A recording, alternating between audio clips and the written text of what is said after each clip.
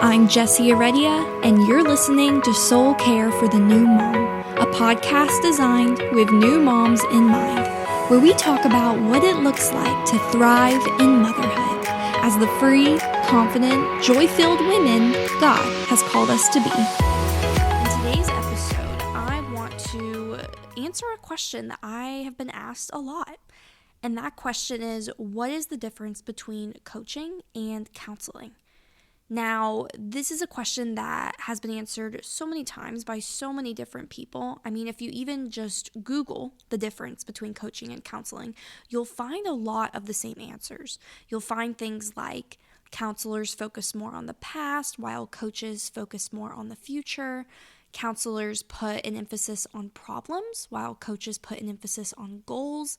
Counselors have a professional doctor-patient type relationship with their clients, while coaches can work with their clients in a less structured environment and have this more friendship type relationship. And I think that all of these answers are all valid and true, and they're definitely true of the work that I do as a coach. But at the same time, I feel like I want to use this episode as an opportunity for me to give some answers that I think you might not find through a Google search. I want to dive a little deeper and share some of my personal philosophies on coaching that I believe sets my program apart from working with a counselor. And in this episode, I will also be sharing audio clips from a couple of my clients because I want you to hear their firsthand experience with both counseling and coaching and the differences that they've observed, because I think that's just so informative and interesting as well. So to start off, I really want to make clear that I have a huge respect for counselors, therapists, and mental health professionals. I have personally worked with counselors during different seasons of my life, one being while I was in college and going through a season of transitional anxiety, another season being shortly after my second daughter was born while I was battling postpartum rage for the second time, and then another season being this season I'm in right now with my husband Grant, as we've been working with a marriage counselor for the past year. But even still, I get really excited when I think about coaching. I am a coach, I have my own coach, and my husband and I will actually soon be transitioning to working with a coach. And the reason for this is because there is a difference between counseling and coaching. I really do believe that in many cases, coaching can bring about super powerful breakthroughs and even really quick results just based on where the client is and how committed they are to their goals and how much knowledge and tools and accountability that coach is able to offer. And as an empowerment coach who works primarily with Christian moms who are dealing with anxiety, anger, stress, remnants of depression even, I make it my goal to offer 3 main things in my Mom Empowered coaching program that I know is not likely that you'll find elsewhere to the same degree. And for the purposes of today's episode, I want to break those 3 things down for you to help give you that clearer picture of what coaching has to offer. So, with that being said, the first element of my style of coaching, the first of 3 things that I believe really makes my program as powerful and effective as it is based around the work that I do with thoughts. And what I mean by this is that before we run full force toward personal goals, whether those goals are involving your marriage, your motherhood journey, your health, your faith, your creative endeavors, business endeavors, or just being the woman God has created you to be, before we dive into all of those practical things that will give you those quick wins and the momentum you're looking for, I really make sure that my clients and I take the time to address the thoughts and beliefs that are pushing them closer to those goals, and also the thoughts and beliefs that are holding them back from those goals and are causing them to stay stuck in the same cycles and not make that progress that they most want to see. I find it so fascinating and also really amazing and encouraging that many of my clients have told me that they experience quick results after just a few months or even just a few sessions with me, and that they're making progress and finding freedom from some unhealthy cycles that they have tried to break while working with a counselor for years. And one of the reasons that I think this is the case is because it's one thing to talk about your thoughts, and it's another to really know what it means to take your thoughts captive. And this practice of taking your thoughts captive, replacing your anxious thoughts with thoughts of confidence and peace and joy, that is the driving force in my program in a lot of different ways. If we can't really tackle your thoughts and your beliefs and get down to the nitty-gritty of what you're believing, why you're believing it, and how this is hurting you or holding you back in some way, then there really is no point in the rest of the stuff, the other parts of my framework, the other parts of my program that make it so effective. Which brings me to the next part, which is tools. The second out of the 3 elements is tools. Now, I know that counselors do offer tools to their clients, and when I say tools, what I'm referring to is strategies, methods, practices that help build new habits and create change. And again, I know that counselors have plenty of tools to offer. It's part of their education and their training. And yet sometimes I feel like, just based off of my own past experiences and what I've heard from my clients, I feel like a counseling session can very easily be focused more so on talking and processing and less so on planning and equipping and doing. Now, I know that there have been plenty of times where Grant and I have spent an entire session with our marriage counselor just talking things out, and then at the very end, she'll give us a small assignment or a little bit of homework, and we appreciate that. We love that we have this designated time every 2 weeks where we get to sit with a mediator and just share what's on our mind and what we're working through. But at the same time, sometimes he and I walk back to our car after a session and we're looking at each other like, okay, so now what? So for me as a coach, I don't just want my clients to spend our entire session just talking, and I don't just want to give my clients one piece of homework or one small little tool. I want to make sure that after every single session, my clients have multiple things to be working on, sometimes even a different piece of homework for every day, whether that looks like completing a journal prompt, revolving around the negative thought or the lie that we identified together, or having a sit-down conversation with their spouse using a different communication technique or tool that I taught them that day, or setting aside the time to put in the work for the goal that they're working toward, whether that's exercising or starting up their business or spending more time with their kids. I want you to listen to a short clip from one of my clients, Lauren, who I've been working with for the past 4 or 5 months. And I asked her to share her thoughts on the difference between counseling and coaching based on her experiences with both of these things.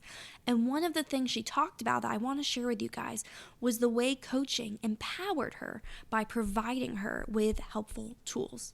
This is my thoughts on the difference between coaching and working with a therapist or counselor. So in my experience as a new mom, I have done both working with a coach and with a counselor or a therapist. And I would say they're both great in different capacities. So when I was working with a therapist, I was just a few months postpartum, and I was wondering, or I guess worried about possibly having postpartum depression. I just felt, like super out of it and not like myself. And I was really struggling with just, the basics of like getting up and out of the house every day and like, just viewing myself in a somewhat positive way. And I thought that maybe I had postpartum depression. So I ended up going to see a therapist who specializes in postpartum mental health, like symptoms and helps to treat that. And I realized that, after having a few sessions with her, I didn't actually have postpartum depression. I was more just struggling with the transition of becoming a mom and just all of the different roles that I felt like had come into my life. And I was struggling with communicating my needs to my partner and just recognizing, the transition and everything that's involved in that. And so I ended up deciding to stop seeing her.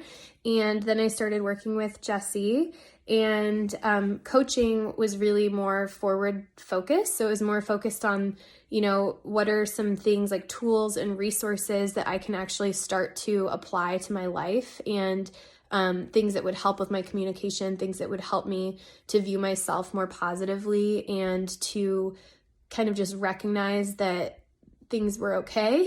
And just that, even though there were challenging parts of being a mom, that it wasn't necessarily something was wrong with me, that it was like normal to feel those things. And that, I had tools and support in place to deal with those things. So I think the biggest difference for me between coaching and therapy is that coaching, it really empowers you to like find the answers that you're looking for without, having to feel like you're, super focused on your past or focused on like something being wrong with you, but it's more about, looking at the future and kind of feeling empowered to create your own reality and a reality that supports, the best version of you.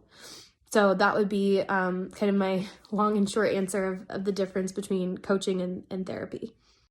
Okay, so I don't know if you picked up on it or if I'm just super hardwired to pay attention anytime I hear the word empower because of my work as an empowerment coach, but I'm wondering how many of you guys noticed how toward the end she said that in coaching she felt empowered to find the answers she's looking for.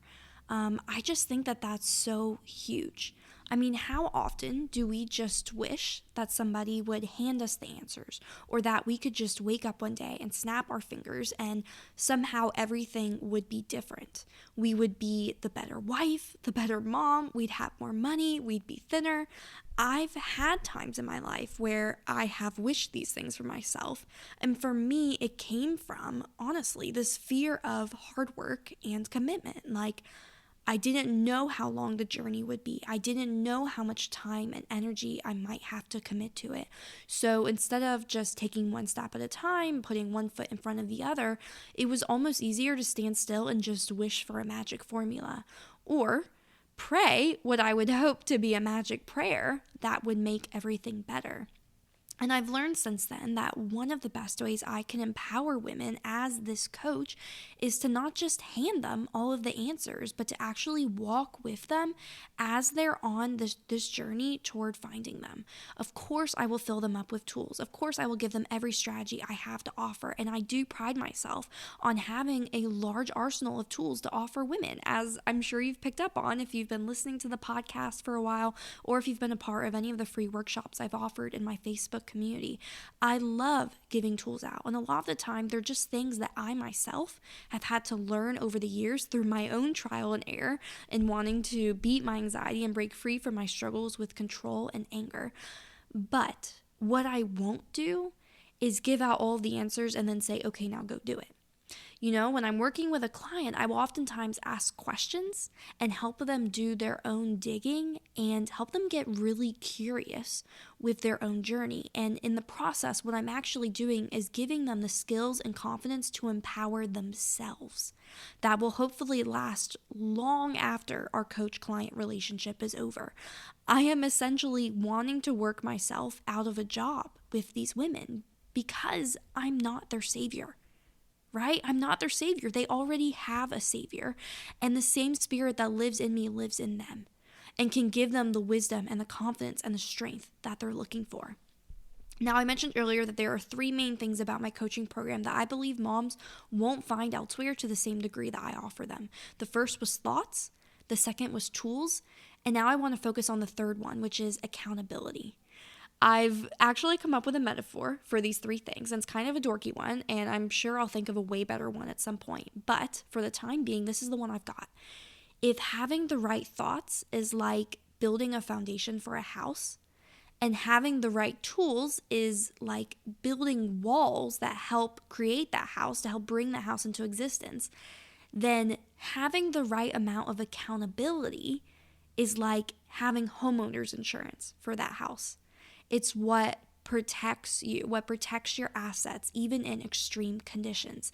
Accountability is your insurance, not for if things go sideways, but for when things go sideways. It's what can make the difference between progress that is protected and actually sticks, and progress that quickly disappears at the first sign of struggle or in extreme circumstances. Now, I think it's amazing that you and I are surrounded by so much information and so many resources that can teach us all of these new things, new tools, new communication skills, new practices, new perspectives for looking at our life.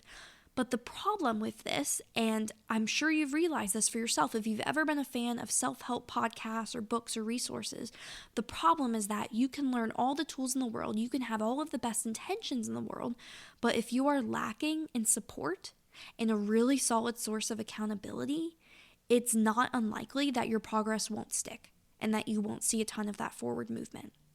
So I get asked all the time, what is the difference between coaching and counseling? And usually when I do a little digging, I hear from these women a little bit of disappointment that they're not further along in their growth and their healing. They've done the counseling thing, they've done the self-help thing, but they're still hungry for more. And so they're wondering, will coaching actually feed that hunger? And I think yes, I think it will.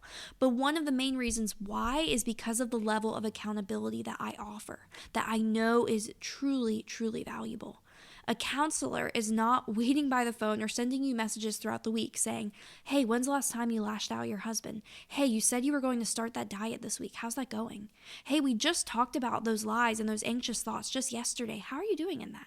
What hang-ups did you experience this week? Hey, you said you were committed to this goal. Are your actions matching that commitment? They're not sending you those types of messages throughout the week. They're, the work that you do with a counselor is more so just within those sessions that you're paying for, and you're not having more of that day-to-day accountability.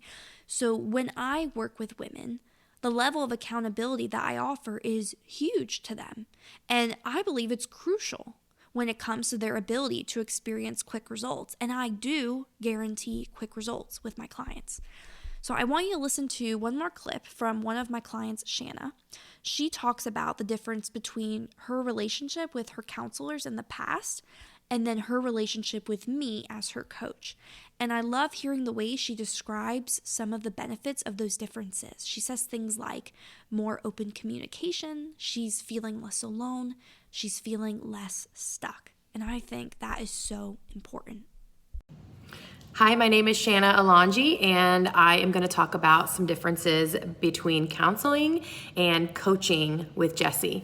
So one of the major differences between coaching and counseling is, first of all, when I went to counseling, we focused mostly on my past, and we focused mostly on healing certain things that have happened in my past and maybe how it's affecting me, today. And with coaching, it has focused more on my future, and it's also focused more on my growth today. So more moving forward rather than looking in the past and trying to figure out why I function the way I do because of my past. So with coaching, especially with Jessie, she's given me tools and she's given me different skills and different things that I can do in order to achieve all of the goals that I have set and all of the maybe mindset blocking issues that I have been having.